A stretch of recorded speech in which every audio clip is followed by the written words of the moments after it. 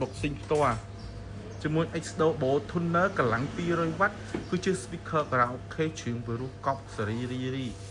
បាទនេះបាទ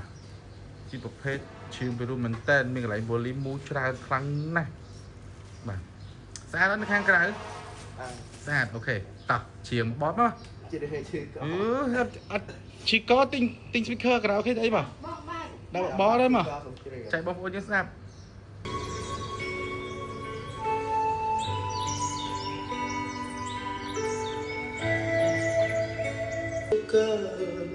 ក្រក្រក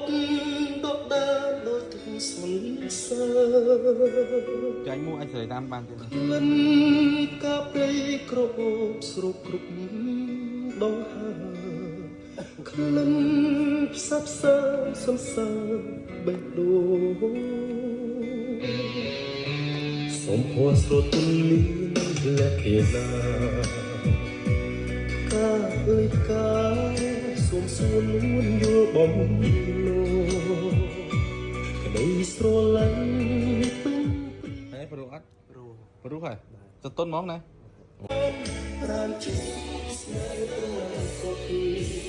លោកទៅតាមមួយទីណាជ្រាបមកមើលចៃអីគេដែរចាញ់ទេចៃអីចាអូខេជ្រាបចេញតែស្រែកអត់តែចេះតោះវិកសោជូនមួយតោះបាទអូខេអរគុណច្រើន